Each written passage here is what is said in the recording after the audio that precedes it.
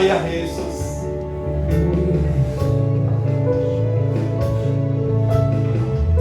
Seringkali kami tidak bisa. Kami terlalu berat. Tapi kami cinta Engkau Yesus. Kami mengasihi Engkau Tuhan. Ini yang membuat kami butuh Tuhan.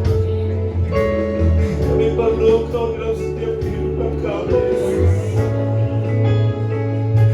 Kami butuh pimpinan-Mu Tuhan. Kami butuh Tuhan. Kami butuh Tuhan pelukan-Mu bagi kami Yesus.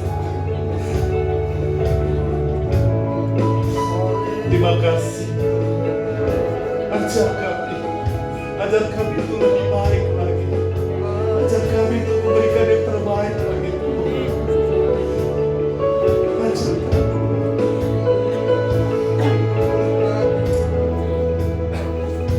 Bolehkah kita kasih tepuk tangan yang terbaik kepada Tuhan? Yang terbaik. Yang terbaik.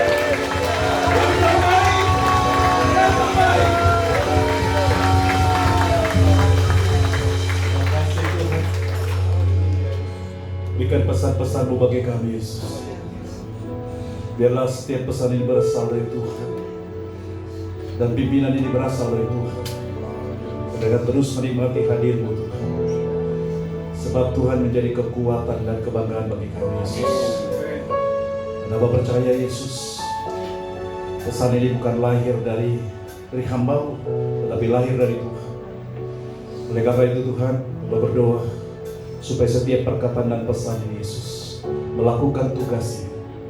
Terima kasih Tuhan. Kami siap Tuhan. Berikan kami hati dan pendengaran yang baik Yesus.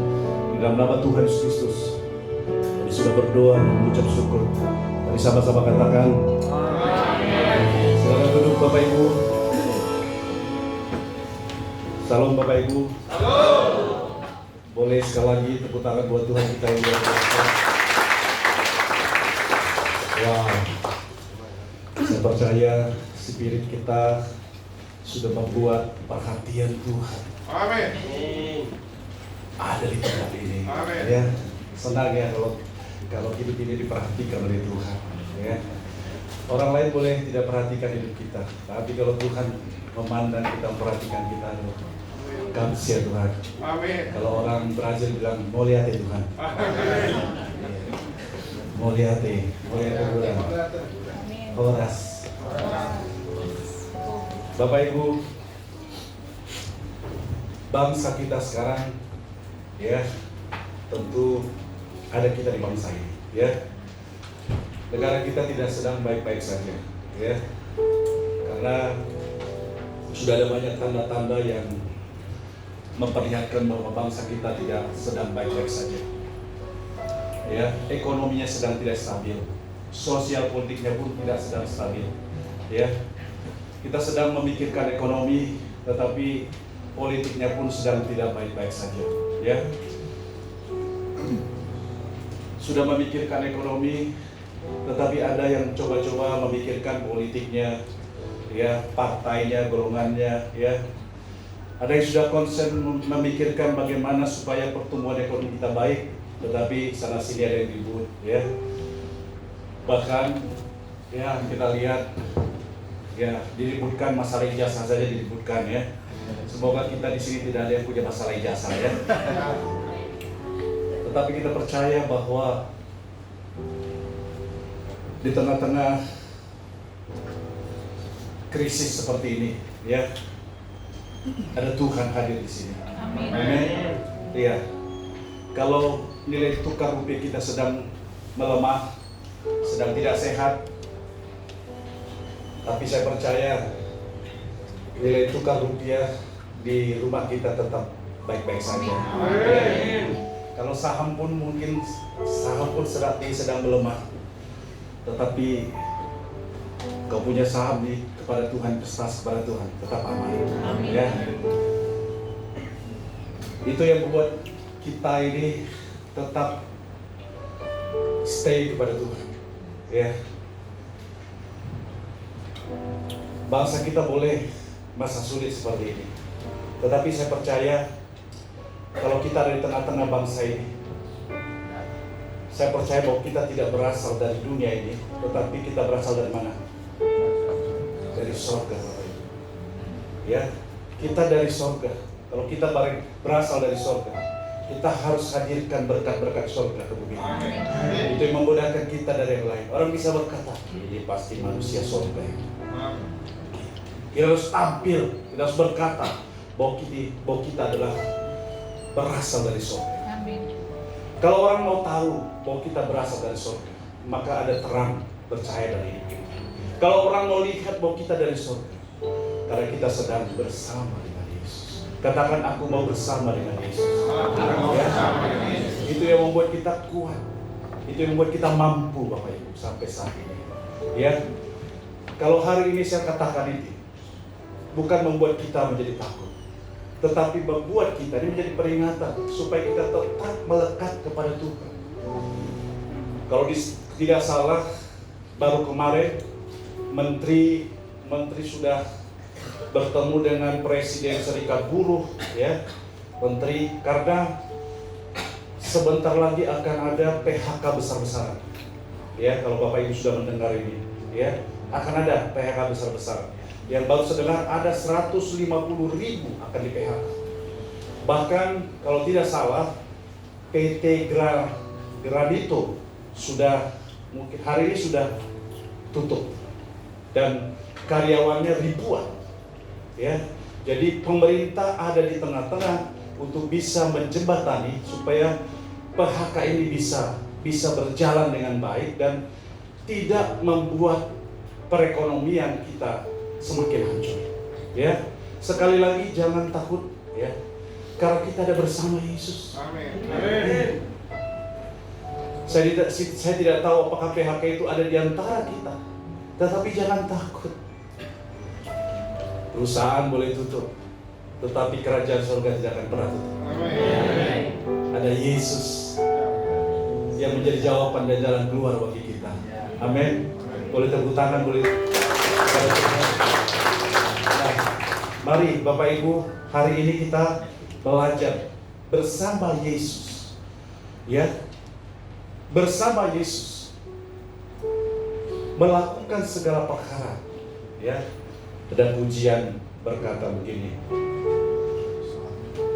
bersama lakukan bersama Yesus ada bersama Yesus ada jalan keluar untuk masalahmu, untuk masalahmu, untuk masalah kita semua.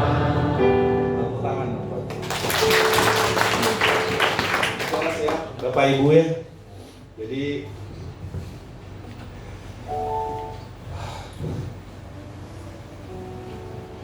kalau kau punya masalah, angkat pujian ini. Selesai nggak masalahnya, Pak? Angkat pujian ini. Setidaknya kau sudah punya kekuatan baru. Amin.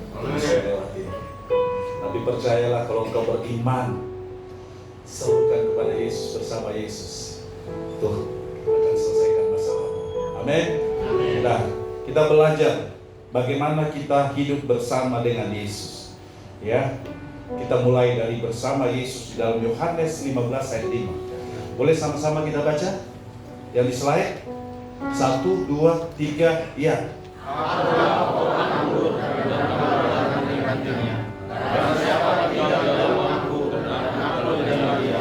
Ia berbuah banyak, sebab di luar tidak dapat apa-apa. Ya, Bapak Ibu, bahwa Tuhan kembali menegaskan kepada kita, ya. Dia tegaskan kepada kita bahwa dia katakan, akulah pokok anggur, ya, dan kitalah ranting-rantingnya, ya. Jadi itu jelas ditegaskan kembali, siapa yang jadi pokok, siapa yang jadi ranting, ya. Tidak perlu kita ambil alih, aku mau jadi pokok aja Pak, tidak, ya. Tapi firman Tuhan berkata, akulah Yesus, akulah pokok anggur, kitalah ranting-ranting. Kenapa ini ditegaskan kembali? Tuhan mau berkata bahwa kita ini terhubung dengan Tuhan, bahwa kita ini tergantung dengan Tuhan. Ranting tidak bisa berdiri sendiri, dia harus melekat kepada pohon. Dan dia tidak hanya melekat dan nempel kepada pohon, tetapi dia bertumbuh, dia kuat menempel kepada pohon. Kenapa Bapak Ibu? Waktu kita terhubung, tergantung kepada Tuhan, ranting disuplai itu makanan, ranting mendapatkan vitamin, kita dapatkan kekuatan, kita dapat bertumbuh karena kita ada di pohon. Kita bisa bertumbuh, kita bisa berkarya, kita bisa kuat, kita bisa hebat. Itu karena kita ada bergantung, karena kita terhubung dengan Tuhan. Jadi seyogianya, jadi kita ini tidak bisa berdiri sendiri. Sebenarnya kita ini lemah, Bapak Ibu. Lemah sebenarnya kita ini. Makanya tidak heran kalau kita ini dikatakan domba. Saya lain katakan kita domba, kita lemah. Tetapi kita bisa kuat, kita bisa perkasa karena kita ada bersama dengan Yesus. Amin. Karena kita tergantung dengan Yesus. Siapa yang mau tergantung dengan Yesus? Amin. Aku mau. Katakan aku mau. Aku mau bergantung kepada Yesus. Amin. Amin. Ya. Kalau kita bersama dengan Yesus, itu artinya kita tidak sedang bekerja sendiri, tidak melakukan sendiri apa yang sedang kita kerjakan. Kenapa kadang-kala kita, waktu kita merasa kok berat ya, situasi ini kok berat? Karena kita merasa sendiri, karena kita merasa semua kita melakukan sendiri. Kau merasa pekerjaanmu kau lakukan sendiri, kau merasa pelayanmu kau lakukan sendiri. Hanya engkau yang bertindak di sana. Maukah kita semua percaya bahwa kita selalu ada bersama dengan Yesus? Dia selalu hadir untuk kita. Karena kita tahu waktu Tuhan hadir bersama dengan kita, Tuhan juga punya keperluan untuk kita. Ada kemuliaan Tuhan yang kita nyatakan dalam segala hidup kita. Nah, Bapak Ibu, bagaimana caranya supaya kita selalu hidup bersama dengan Yesus? Ya, bagaimana caranya supaya kita hidup selalu bersama dengan Yesus? Agar dapat selalu bersama Yesus, ya, adalah dengan tinggal. Aku tinggal di dalam Yesus, dan Tuhan atau firman-Nya tinggal di dalam aku. Ya, Bapak Ibu perhatikan, ini ayat waktu kita bersama dengan Yesus harus ada kedua-duanya. Aku tinggal di dalam Yesus, Yesus Tuhan firman-Nya tinggal di dalam aku. Selama ini yang terjadi, yang banyak terjadi, yang membuat anak-anak Tuhan, yang membuat umat-umat Tuhan, bahkan hamba Tuhan, ada yang sampai chaos, kacau, hancur. Karena seringkali hanya tinggal di dalam Tuhan. Ada banyak orang berkata, aku sudah tinggal di dalam Tuhan. Dia sudah tinggal di dalam Tuhan. Dia mau berkata, aku sudah datang ibadah, aku sudah melayani Tuhan, bahkan aku sudah memberi, aku sudah melakukan yang pekerjaan Tuhan. Tetapi pertanyaannya, waktu kita melakukan itu, apakah itu untuk Tuhan atau tidak? Aku sudah tinggal di dalam Tuhan. Apakah kita melakukan itu karena kehendak Tuhan, karena Tuhan, atau melakukan karena kehendakku, bukan kehendak Tuhan? Kalau kita melakukan itu karena kehendak Tuhan, waktu engkau melayani, ada yang tidak suka dengan engkau, kau tidak akan sakit hati, kau tidak akan kecewa. Waktu engkau memberi, ketika ada orang lain merasa, apaan tuh pemberiannya? Pemberiannya gak seberapa, tapi pengen dipuji, kau tidak akan sakit hati. Waktu ada yang menghina kita, merendahkan kita tidak akan sakit hati. Kalau ada masih sakit hati, kalau masih ada kecewa, itu karena kita hanya baru tinggal di dalam Tuhan. Karena kita melihat bahwa pekerjaan ini hanya untuk kita. Yang kita lakukan itu karena kita, bukan karena Tuhan. Tetapi kalau kita tinggal di dalam Tuhan, lalu kita berikan ruang, kita berikan tempat untuk Tuhan tinggal di dalam kita. Waktu engkau sakit hati, kau sakit hati, dari dalam akan datang berkata, jangan sakit hati, ampuni dia. Dari dalam akan beres itu. Waktu engkau mau marah, dari dalam itu, jangan marah. Dia akan berkata, itu bukan aku. Jangan marah sama dia, jangan sakiti dia. Mungkin kita bisa berkata, ini terlalu sakit Pak, ini sakit sekali Tuhan, gak bisa. Tapi dari dalam selalu datang untuk membersihkan itu. Dia bersihkan toksik itu, dia bersihkan sikap-sikap yang tidak baik itu, dia bersihkan semua perbuatan yang tidak berkenan itu. Dari dalam selalu hadir, karena Tuhan ada di dalam. Jangan lakukan itu, tapi lakukanlah kehendakku. Lakukan apa yang baik daripada aku. Kau tetap harus mengasihi. Itulah perlunya kita tinggal di dalam Tuhan. Firman-Nya tinggal dalam Tuhan, supaya Dia yang memimpin hidup kita. Ya. Ikut Tuhan tidak menjamin kita tidak ada masalah, tidak ada persoalan. Karena persoalan masalah buat kita bukan untuk menghancurkan kita, tetapi untuk membuka, ya, mempertajam hidup kita, ya, memperbesar kapasitas kita, memperbesar kapasitas kita. Izinkan Tuhan, taruh Tuhan tinggal di dalam kita. Oleh karena itu Bapak Ibu, kalau kita bersama dengan Tuhan, maka ada dua faktor, ya, ada dua faktor. Faktor yang pertama adalah aku tinggal di dalam Tuhan. Itu adalah faktor kita sebagai manusia. Aku tinggal di Tuhan. Itu faktor kita. Dan faktor yang kedua adalah Tuhan tinggal di dalam kita. Jadi kedua hal ini harus bersama-sama ada dalam hidup kita. Iya. Tidak hanya aku tinggal di dalam Tuhan, tetapi Tuhan tinggal di dalam kita. Seringkali ada juga yang berkata bahwa Tuhan sudah tinggal di dalam kita. Tuhan juga tidak mau kita punya hubungan hanya kepada Tuhan, tetapi kita tidak punya hubungan kepada yang lain.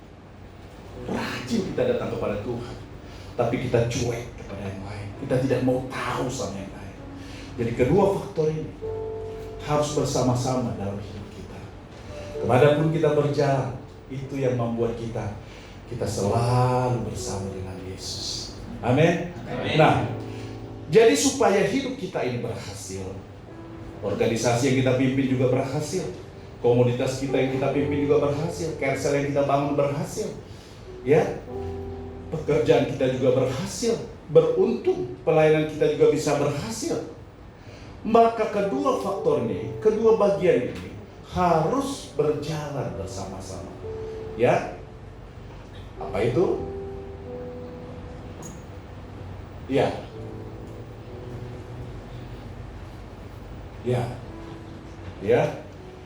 ada bagian manusia, ada faktor manusia, dan ada bagian Tuhan, faktor Tuhan. Ada bagian kita yang harus kita lakukan, ada juga bagian Tuhan. Sekarang saya mau tanya, kira-kira bagian siapakah yang lebih besar? Bagian kita kah atau bagian Tuhan? Bagian Tuhan. Tepuk tangan dong. Ya, gak ada yang berpikir bagianku Pak, aku yang kelihatan yang ngerjakan ini Pak. Tuhan kan gak kelihatan Pak, gak ada yang begitu. Bagian Tuhan. Kita ini mempersiapkan segala sesuatu, tapi Tuhanlah yang membuka kesempatan. Tuhanlah yang membuka sorga untuk mencurahkan berkat kepada kita. Tuhan yang membuka. Maka Bapak Ibu, Kalau kita mempersiapkan diri kita, maka Tuhan yang menyatakan dirinya. Kalau kita tekun, maka Tuhan yang akan membuat kita berhasil. Kalau kita bekerja keras, Tuhan akan menambah hasil kita. Apalagi kalau kita cerdas, maka Tuhan yang membuat kita. Hasil kita berlipat kali ganda, Bapak Ibu. Nah, sekarang kita ambil bagian kita. Apa bagian kita sekarang? Bagian kita adalah persiapkan diri kita. Bagaimana kita mempersiapkan diri kita? Apa yang kita persiapkan?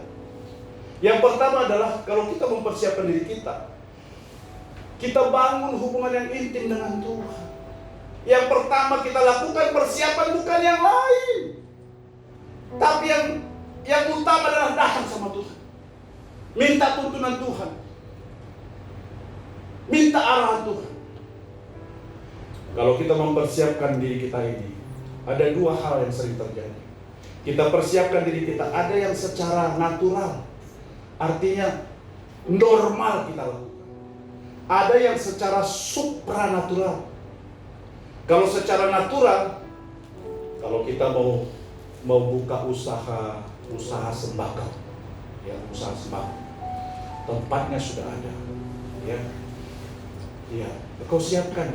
Kalau sembako, jualan sembako, persiapkan dong sembako apa yang termasuk sembako. Ada beras di sana, ada minyak di sana, ada apalagi Indomie dan sebagainya. Persiapkan.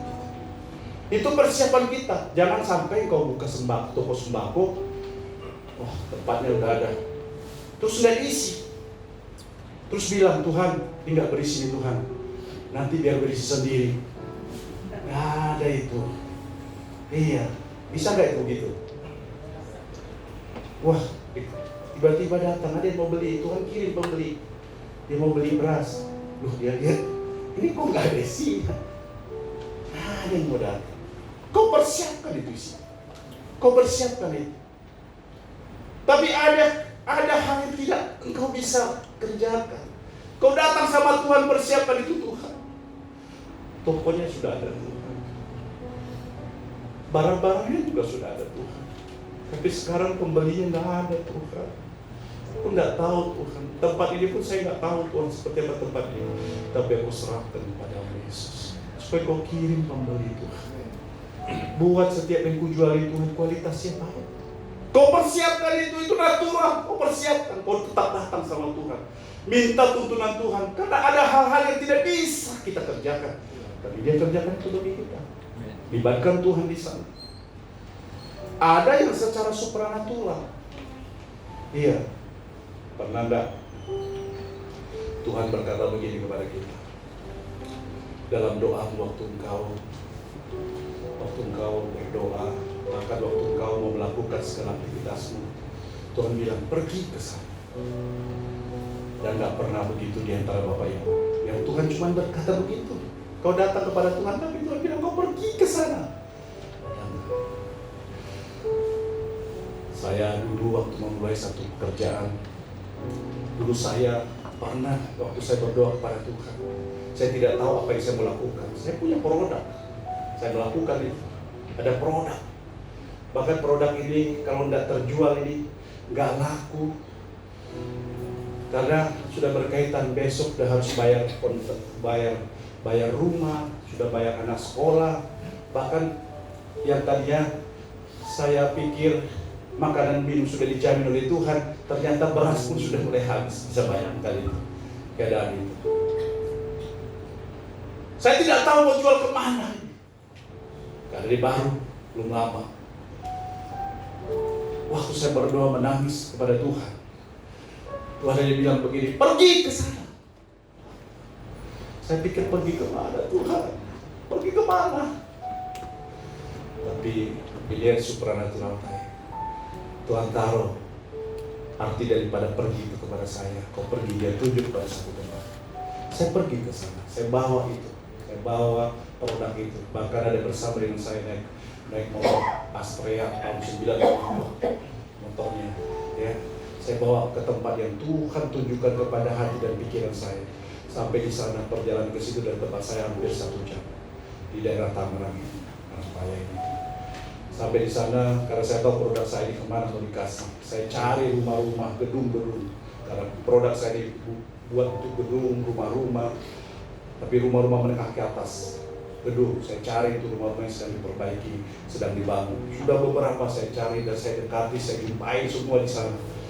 Saya tawarkan, mereka bilang, belum Pak, belum pakai Pak, nggak pakai seperti ini Pak. Ada yang bilang, ini bukan rumah kita Pak, ini saya cuma kerja di sini, saya cuma pengawas Pak, saya cuma mandor Pak, rumahnya nggak ada. Saya pikir kemana lagi nih? Tuhan bilang ke sini.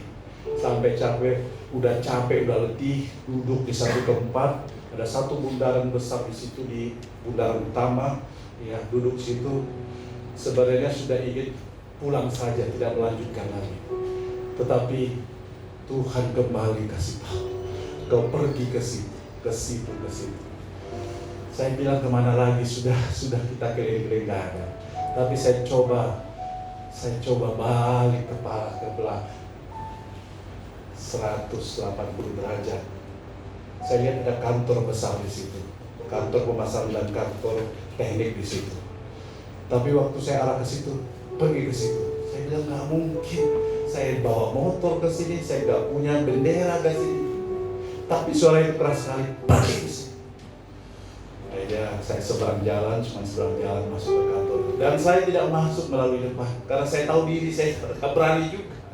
Saya masuk dari belakang. Kalau masuk dari belakang, Bapak Ibu tahu siapa yang datang? Sapam yang datang. Sapam yang datang.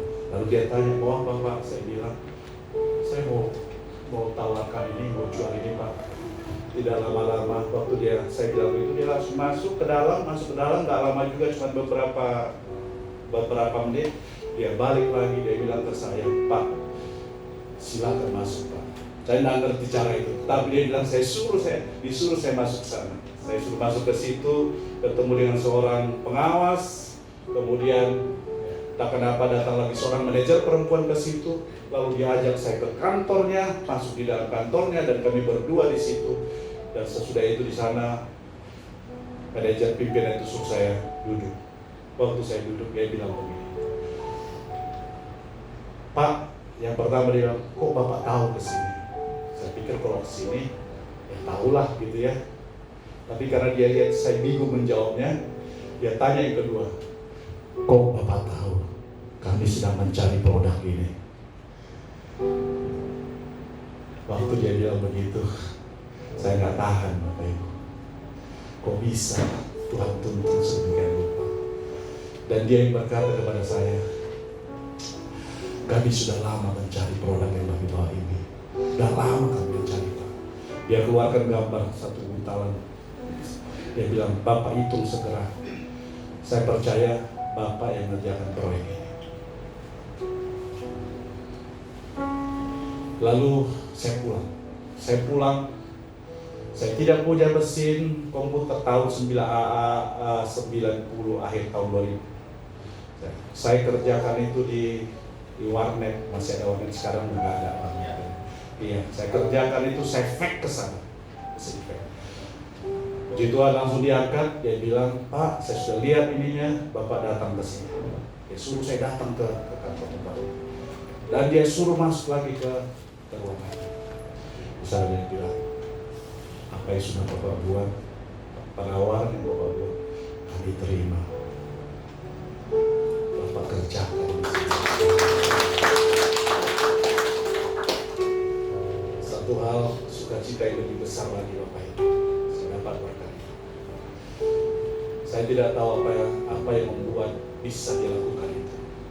Dia bilang begini, Bapak bikin kwitansi, Bapak bikin tagihan kwitansi. Aku mau kasih pembayaran DP ke Bapak saat ini. Aku tahu Bapak tidak punya modal untuk ini.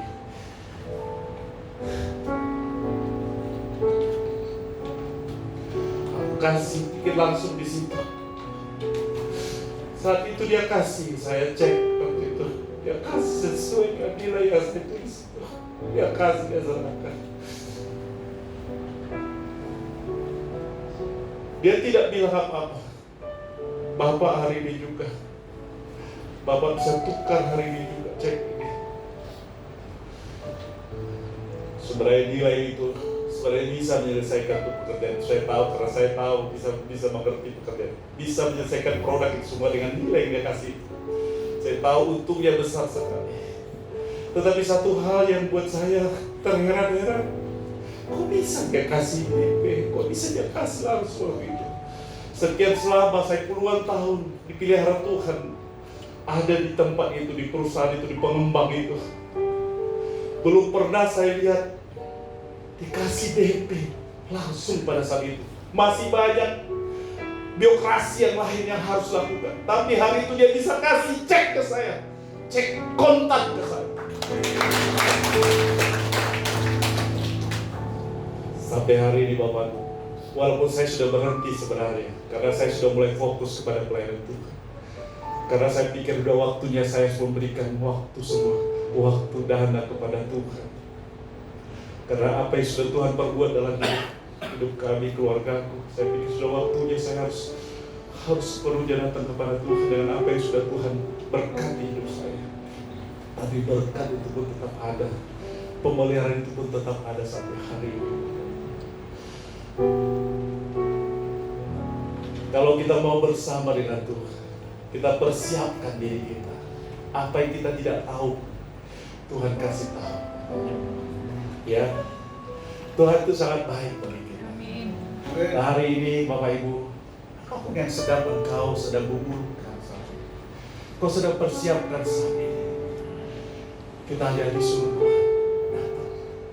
Bangun hubungan intim dengan Tuhan. Kenapa kita bangun hubungan intim dengan Tuhan? Supaya ada tempat Tuhan menyatakan arahannya. Supaya Tuhan bisa nyatakan firman-Nya. Apa yang harus kita lakukan? Seringkali kita tidak memberikan waktu kita, padahal Tuhan mau bicara, mau arahkan kita, mau suruh kita. Tapi kita kan tidak kasih waktu buat Tuhan. Kau berikan waktumu kepada Tuhan, maka Tuhan sepenuhnya akan kasih arahan bagi kita. Amin. Amin. Iya. Lalu kemudian apa yang perlu kita persiapkan? Berjalanlah dengan ketaatan. Amin. Kemudian apa? Berikan karaktermu dibentuk oleh Tuhan. Kalau kita datang sama Tuhan, kita harus siap karakter ini dibentuk sama Tuhan. Hidupku bukan aku lagi, tapi ada Yesus yang sudah ada dalam hidup ini. Amin. Saya seringkali karena pelajaran dari orang tua selalu suka bilang, jangan cengeng ya. Bukan orang Batak kau kalau cengeng kau katanya. Tapi sudah saya belajar firman Tuhan, tidak ada begitu. Iya, tidak ada Bapak begitu. Kalau ikut Tuhan, tidak boleh kasar-kasar, tidak boleh marah-marah. Ikut Tuhan harus berubah semuanya. Iya. Jadi aku melihat, aku tetap Batak, tetapi aku warga kerajaan Allah. Amin. Di dalam Tuhan gak ada lagi Manado, gak ada lagi Batak, gak ada lagi Jawa, gak ada Sunda. Yang ada kerajaan Allah. Tapi kalau pulang ke adat tetap ada lah marganya, tetap ada ya. Gak hilang itu, nanti salah saya. Kirain saya mengajarin yang salah, ya. Tapi di dalam Tuhan kita semuanya warga kerajaan Allah. Gak ada yang kasar, ya. Semua karakternya adalah karakter Kristus. Harus serupa dengan Kristus. Nah, kita tahu bahwa Tuhan punya janji kepada kita. Itu yang membuat kita selalu bersama dengan Tuhan. Selain penyertaannya, dia juga berjanji. Ada janji-janji kita. Janji di pekerjaanmu, janji di rumah tanggamu, janji di dalam organisasi. Ada janji Tuhan melekat di sini. Kalau kita mau janji itu digenapi Tuhan, maka kita harus merespon janji Tuhan dengan benar. Kalau Tuhan yang berjanji, respon yang benar. Kecuali orang lain yang berjanji, lihat dulu siapa yang berjanji, benar janjinya itu. Ya. Kalau ada yang pacaran juga lihat dulu pacarmu. Ya. Kalau jangan Jangan asal terima janji-janji, jangan-jangan janji palsu itu. Iya. Apalagi dia bilang belah dada aku, nggak ada itu. Iya, aku juga dulu ada lakukan itu dulu. Tapi sekarang nggak lagi. Karena bahasa sekolah itu. Tapi kalau udah ikut Tuhan nggak ada itu. Setia sama pasangannya. Haleluya. Kalau mau lihat pasanganmu, kau datang sama Tuhan. Tadi datang sama Tuhan. Tuhan tunjukkan Tuhan. Ini benar nggak di pasanganku ini? Jangan pura-pura deh. Tuhan akan ngomong. Kasih tanda Tuhan. Kasih tanda. Kasih tanda Tuhan. Kalau ATM-nya dikasih sama saya, jangan minta tanda yang tidak alkitabiah. Iya, minta tanda lah. Minta tanda, kasih tanda Tuhan. Apakah sayangnya, setianya hanya kepada aku? Gitu. Tepuk tangan dong buat Tuhan. Ya, maka kalau kita mau dikenapi janjinya, ya ada seorang hamba Tuhan, saya percaya kita kenal ini. Iya. Mari sama-sama kita baca. 1, 2, 3, ya. Respon benar. Iya. Kalau kita merespon dengan benar perkataan Tuhan, janjinya Tuhan, kita respon dengan benar, otomatis dia akan tergenapi dalam hidup kita. Tapi kalau kita cuekin, apa itu janji itu?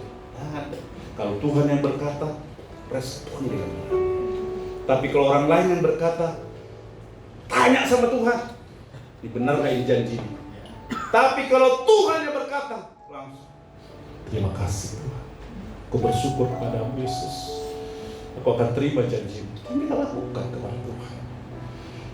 Kau akan bisa membedakan apakah ini janji dari Tuhan atau janji-janji palsu atau janji pemerintah kita saat ini. Tapi apapun itu, pemerintah juga dipakai sama Tuhan. Kalau pemerintah juga berjanji akan menstabilkan perekonomian kita, bawa dalam doa kepada Tuhan. Makanya beberapa minggu yang lalu ibadah kita ada sedikit berubah. Ya, di tengah-tengah pujian, doa syafaat naik untuk keadaan ekonomi kita, sosial politik kita. Saya percaya di sini pun ada waktu itu. Kenapa? Karena desakan kekuatan musuh ini sudah terlalu besar. Dan gereja merasakan itu. Gereja kita merasakan itu. Bahkan seluruh gereja kita, tidak hanya di Jakarta, seluruh gereja disuruh untuk berdoa saat itu. Puji Tuhan, saya percaya keadaan kita semakin baik. Amin. Amin. Semakin baik. Amin. Amin. Bersama dengan Tuhan pasti semakin baik. Tepuk tangan dong buat Tuhan. Dan sekarang bagaimana caranya ya tetap tinggal di dalam Yesus dan Yesus di dalam kita? Bagaimana caranya? Yang pertama adalah melakukan firman-Nya. Nanti baca Yohanes 15 ayat 7. Maka kalau kita bersama dengan Tuhan, ya, kita harus melakukan firman Tuhan. Waktu kita melakukan firman Tuhan, saya mau katakan, tidak ada yang bisa menyesatkan kita. Kenapa bisa ada yang tersesat? Karena dia tidak sedang melakukan firman Tuhan. Hidupnya sedang kosong. Tapi kalau kita sedang melakukan firman Tuhan, tidak ada yang sanggup menyesatkan kita. Kenapa? Karena firman itu punya kekuatan. Tidak ada satupun yang bisa mengalahkan firman yang ada di dalam kita. Jadi Bapak Ibu, jangan sampai kita tidak melakukan firman itu. Karena di saat kita tidak melakukan itu, disitulah kita bisa tergerus, bisa disesatkan. Amin, Bapak Ibu. Iya. Matius 7 ayat 24 ya. Dikatakan setiap orang yang mendengar perkataan Tuhan dan melakukan firman Tuhan adalah orang yang bijaksana yang mendirikan rumahnya di atas rumput. Amin. Langsung jantungku berdebar.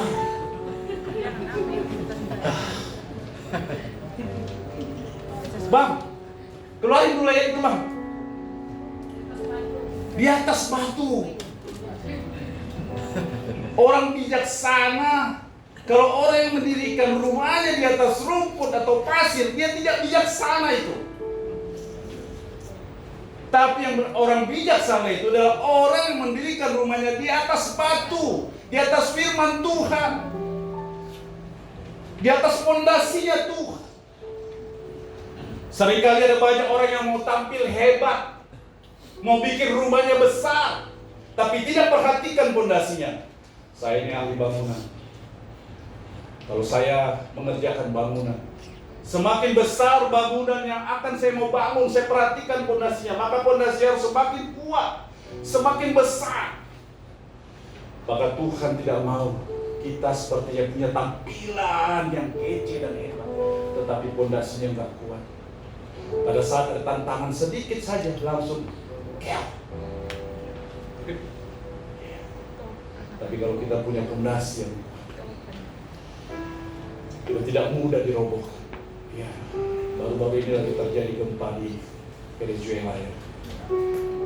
Kita berdoa juga, ya, hancur ya. Dan itu menjadi peringatan juga bagi kita, karena kita juga ada di garis ring fire itu, ya, kita juga ada di garis itu. Tapi kita berdoa supaya Tuhan luputkan semua ini. Amin. Tepuk tangan buat Tuhan, ya. Ya. Lalu yang kedua, ketaatan, ya. Ketaatan atau taat. Taat itu sering saya ajarkan menjadi takut akan Tuhan. Taat, takut akan Tuhan. Tapi kalau kita secara teknis operasionalkan ini, kita harus ikuti apa yang diajarkan gembala kita. Taat itu adalah T-nya itu Tuhan berfirman. A-nya aku. A-nya satu lagi, aku melakukan apa yang aku bisa. T-nya Tuhan melakukan apa yang aku tidak bisa. Ya. Jadi waktu kita mau melakukan sesuatu, waktu kita taat, ingatlah, oh, aku takut sama Tuhan. Waktu kamu melakukan sesuatu, ingatlah ini, kau pasti mampu sebab ada Tuhan bisa. Iya.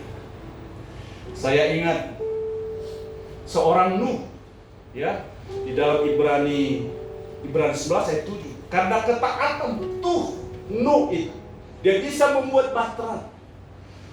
Di zaman itu, saya tahu Nuh pasti tidak kenal apa itu namanya bahtera itu. Dan dia juga bukan tinggal dekat pantai, dekat laut. Saya tahu itu dia. Dia tidak ngerti ini apa ini, sejenis apa ini, mobil apa ini, rumah apa ini, dia pasti tidak tahu itu. Tapi karena ketaatanlah waktu Tuhan bilang, Nuh, kau buat bahtera, buat keluargamu, juga buat binatang-binatang yang ada di sini. Dia tidak tanya bagaimana, tapi dia minta, dia taat saja, dia taat sama Tuhan. Siap Tuhan, aku kerjakan itu. Walaupun dia bilang, Pak, seperti apa Tuhan mau dibuat? Bahtera yang Nuh buat itu besar atau kecil? Besar sekali, 300 hasta. Kalau satu hasta itu sekitar 45-50, karena tidak ada satu apa tuh model yang standar ya. Bisa 150 meter Pak. Itu mungkin sekitar 15. Berapa? Bisa bayangkan 150 meter. Bikin lebarnya 50 hasta, bikin tingginya 30 hasta, buat berkamar-kamar ya. Bayangkan dia yang tidak ngerti apa-apa. Kalau kita nggak ngerti apa-apa, dikasih tahu bikin, langsung lemas itu, langsung lemas. Tetapi dia siap. Dia nggak tanya apa nih bahannya, siapa yang mengerjakan itu, tapi dia tahu. Lakukan. Saya mau katakan, suatu saat bahkan tidak perlu lama-lama Tuhan bisa perintahkan kita. Buat ini ya, buat ini Pak, buat ini Bu, buat ya Bang, buat ya Kak. Kau taat saja sama Tuhan. Tuhan tidak hanya menyatakan kebesarannya, tetapi waktu kita melakukan itu, dia sedang membesarkan saudara. Dia sedang menambah kapasitas kita. Dia sedang memberi kemuliaan kepada kita. Di atas kemuliaan Tuhan, Tuhan juga mulia. Karena kita ini orang-orang pilihannya Bapak Ibu. Kau siap lakukan itu, tapi harus taat sama Tuhan. Kau taat sama Tuhan. Nah, kemudian yang ketiga, kalau kita mau ya bersama dengan Tuhan, yang ketiga adalah kita harus mengasihi sesama. Inilah perintahku, yaitu supaya kamu saling mengasihi seperti aku telah mengasihi kamu. Ya. Tuhan bilang kita harus mengasihi sesama. Tuhan tidak bilang kamu harus mengasihi hanya teman-teman yang satu pelayanan ya, kalau musik-musik saja. Kita yang musik saja ya, kalau nggak musik, jangan kita ajak minum ngopi dosa. Ada nggak begitu? Nggak ada lah ya, nggak ada. Kalau di gereja ini kita yang dari Korea Utara aja ya, yang satu suku aja. Kalau suku yang lain nggak usah. Ada nggak di sini? Nggak ada, di Nakul. Nggak ada ya. Nggak ada. Kita kalau di gereja ini yang satu kelompok aja. Kalau kelompok lain nggak usah. Ada nggak di sini? Nggak ada. Pasti. Iya. Kita di sini yang putih-putih aja ya.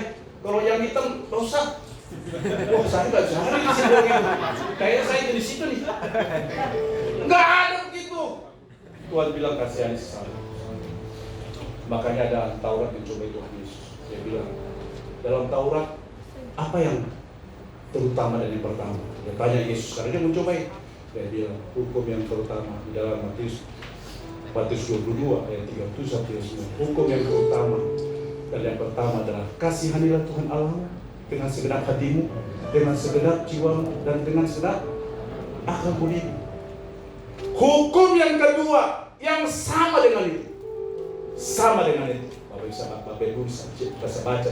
Dia bilang yang sama dengan itu adalah kasihanilah sesama manusia seperti dirimu sendiri. Tuhan tidak mau kita rohani, kita datang sama Tuhan, kita cinta Tuhan, tapi kita abaikan hubungan kita dengan manusia. Hubungan kita harus seimbang. Kita punya hubungan dengan Tuhan, tapi kita juga hubungan dengan sesama manusia. Itu namanya kita bersama dengan Tuhan. Amin. Iya. Lalu yang keempat adalah menjadi sahabat Yesus. Kamu adalah sahabatku jika kamu berbuat apa yang kuperintahkan kepadamu. Tuhan menjadikan kita sahabatnya karena kita adalah melakukan perintah. Kalau kita sahabat itu tidak hadir waktu kita hanya bersuka cita, hanya kita lagi senang, lagi tertawa, lagi beruntung. Tapi seorang sahabat yang bisa hadir di tengah-tengah kesulitan. Sahabat harus hadir bahkan di tengah-tengah duka. Bahkan persahabatan itu diukur. Kalau kita lagi susah, dia masih ada. Kalau kita lagi berduka, dia hadir. Lebih baik mengukur persahabatan dari kesulitan yang kita alami daripada keberuntungan yang sedang kita alami. Tapi jadilah sahabat. Waktu beruntung kau hadir, waktu susah juga kau hadir. Kau selalu hadir dimanapun keadaannya, manapun posisinya. Waktu sulit kau hadir, waktu di padang gurun kau hadir, tapi waktu panen pun kau selalu ada. Itu namanya sahabat. Yesus sudah menjadi sahabat bagi kita. Demikian juga kalau kita punya sahabat, bersahabatlah seperti apa yang dikerjakan dilakukan oleh Yesus. Dan yang kelima adalah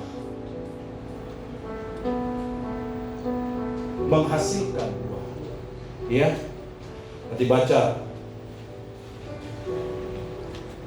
di dalam Yohanes 15 ayat 16. Bapak Ibu, kalau kita tadi nempel ya, kalau kita terhubung dengan Tuhan, kita adalah ranting-ranting, maka ada yang harus kita lakukan. Karena Tuhan udah kasih tuh, udah kasih vitamin, udah kasih kekuatan, udah kasih semuanya buat kita. Tapi tugas kita sebagai ranting ya harus menghasilkan buah, harus berbuah.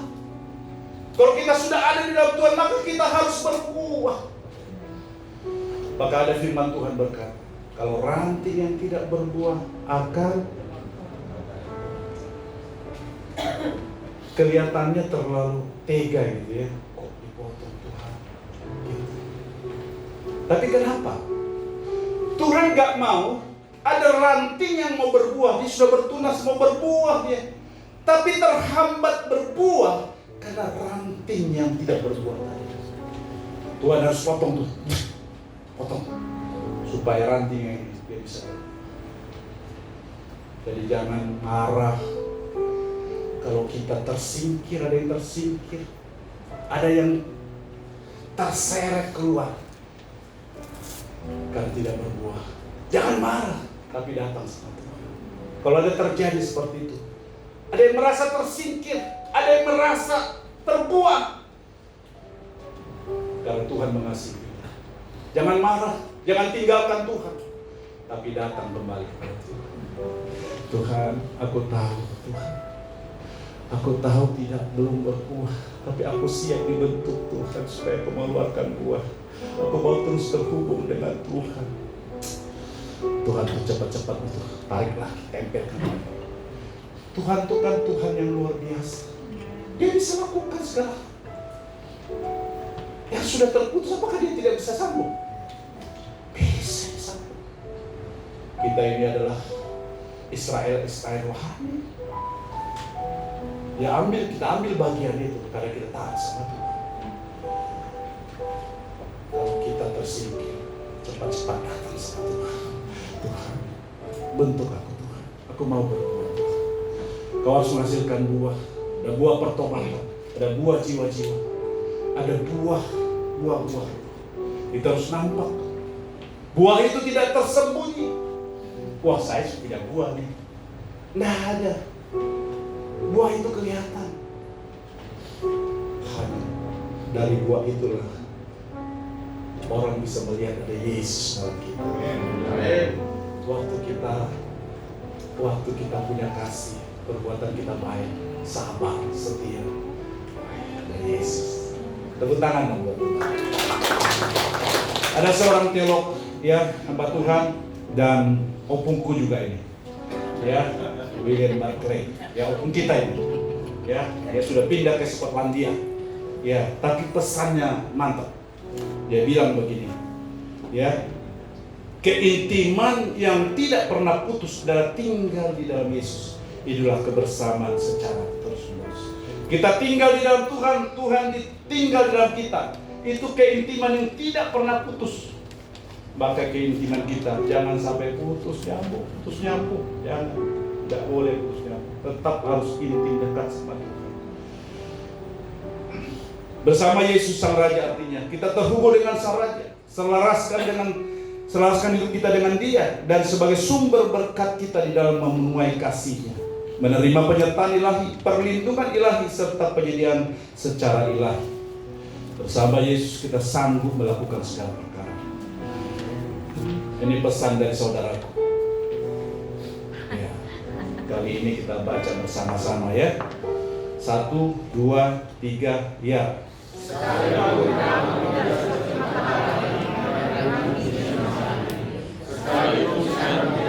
bunga menghidupi di malam hari, tetapi kamu bisa menerani setiap orang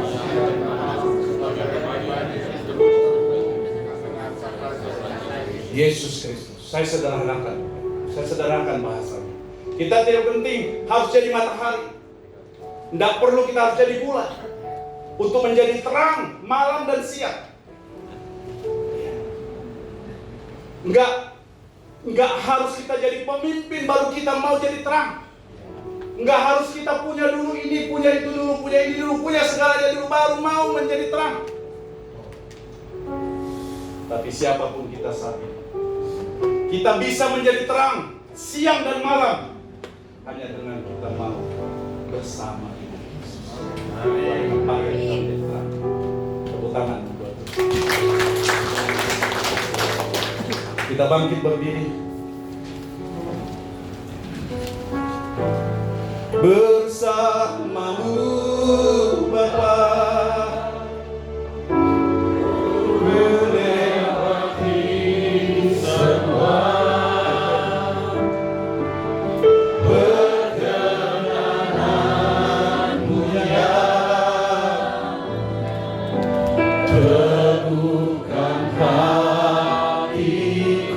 engkau yang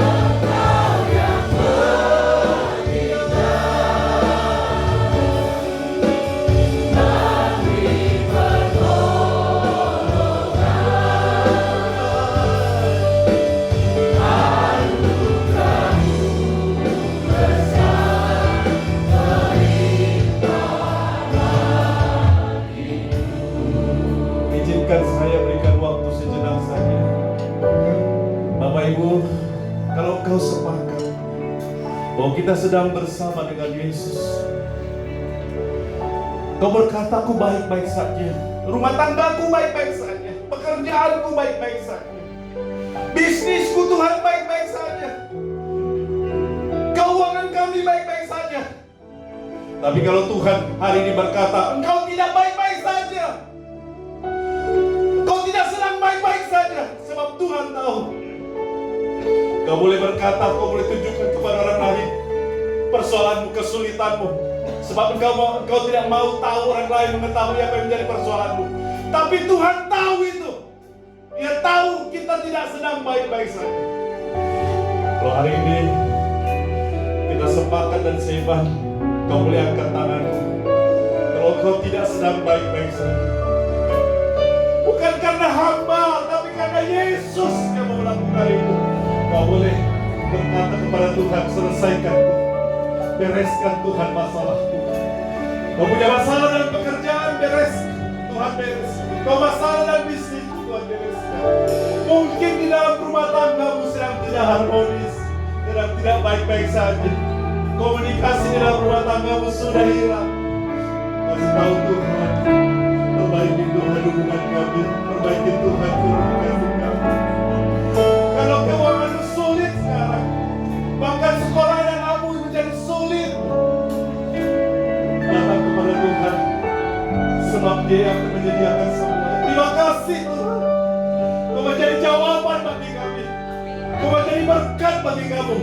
Biarlah Tuhan ketika tangan ini terangkat, Tuhan sedang turunkan berkat-Mu bagi kami, turunkan segala jawaban bagi kami dalam nama Yesus. Bersamamu Bapa, ku lewati semua, pertengahan dunia, teduhkan hatiku, Engkau yang bertindak, memberi pertolongan,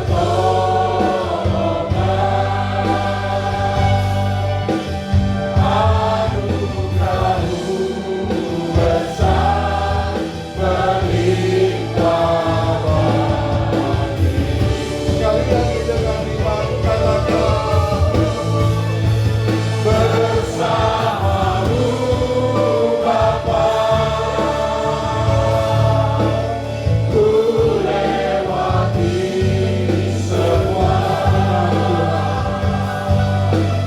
perjalanan dunia,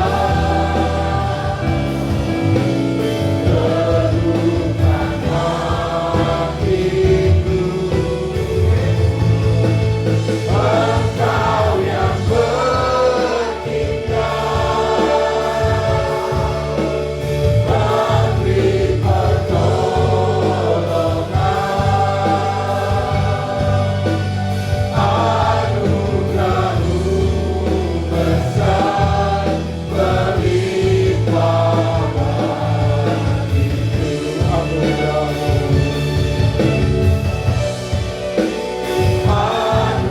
Anugerah-Mu besar berlimpah bagiku. Anugerah-Mu besar berlimpah bagiku. Beri kemuliaan buat Allah kita, katakan haleluya. Haleluya, haleluya. Sungguh kami mengandalkan Engkau di dalam setiap langkah kehidupan kami Bapa. Karena di luar Engkau kami tidak mampu Tuhan. Di luar Engkau kami tidak sanggup. Oleh karena itu kami mau terus melekat kepada Engkau Tuhan, seperti ranting-ranting yang melekat kepada pokok anggur Bapa. Ini kehidupan kami serahkan Tuhan. Apapun yang menjadi pergumulan masalah kami percaya Engkau Allah yang sanggup menolong kami. Engkau Allah yang sanggup memberikan kebebasan kepada kami. Engkau Allah yang sanggup memberikan kemenangan kepada setiap kami. Oleh karena itu Tuhan, ini kami umat-Mu Tuhan, yang terhisap di tahun ini kami berserah kepada Engkau, kami beriman kepada Engkau, kami mengandalkan Engkau seutuhnya Tuhan. Karena Engkau sendiri yang berkata Tuhan, diberkatilah orang yang mengandalkan Engkau. Oleh karena itu Tuhan, kami terus Tuhan, mata rohani kami mau terus tertuju kepada Engkau Tuhan. Karena kami percaya kami memiliki Allah yang hidup, Allah yang sanggup menolong setiap kami, Allah yang sanggup menerobos setiap pergumulan masalah kami, Allah yang sanggup membukakan jalan-jalan bagi setiap kami Bapa. Kami mengucap syukur untuk hamba-Mu Tuhan, Pak Tobi yang sudah mengirimkan di tempat ini Tuhan, memberkati setiap kami Tuhan melalui kebenaran firman yang disampaikannya Bapa. Urapi hamba-Mu lewat mereka Tuhan, jamah mereka pakai mereka di dalam pelayanannya. Selalu Tuhan ada keharmonisan, kebahagiaan di dalam keluarganya Tuhan, dalam bisnis pekerjaannya Tuhan, berkati Tuhan. Bahkan rumah tangga anak-anaknya juga Tuhan diberkati Bapa. Kemanapun hamba-Mu melangkah Tuhan, Engkau menyertainya Tuhan, Engkau mengurapinya, Engkau memberkatinya. Kalau sebentar hamba-Mu juga akan kembali Tuhan ke BSD, Tuhan juga pimpin di perjalanan, tutup bungkus dengan kuat kuasa darah Tuhan Yesus Kristus. Kami bersatu hati, kami tolak segala serangan balik daripada si jahat di dalam nama Tuhan Yesus Kristus. Biarlah Tuhan hamba-Mu tiba tanpa kekurangan suatu apapun juga Tuhan. Hamba-Mu Pak Tobi sudah selesai menyampaikan isi hati-Mu, tapi kami percaya Roh Kudus belum selesai atas setiap kehidupan kami. Roh Kudus yang terus memimpin, Roh Kudus yang terus berjalan di depan kami untuk membukakan setiap jalan-jalan di mana kami harus melangkah Bapa. Engkau yang menunjukkan kepada kami Tuhan apa yang harus kami lakukan, apa yang harus kami perbuat. Dan biarlah rencana-Mu yang terjadi atas setiap kami Bapa. Urapi hamba-Mu Tuhan yang saat ini siang hari ini datang tempat ini. Kami percaya kami datang tidak dengan sia-sia Tuhan, tetapi kami akan pulang dengan berkat yang berkelimpahan yang daripada-Mu Bapa. Lawat setiap umat-Mu Tuhan, jamah setiap kami, ubah hati kami Tuhan. Karena pada saat kami merasakan Engkau ada di tengah-tengah kami, Tuhan yang terus Tuhan mengubahkan karakter kami, Tuhan mengubahkan hati kami, melembutkan hati kami, sehingga kami mudah dibentuk, kami mudah diajar Bapa.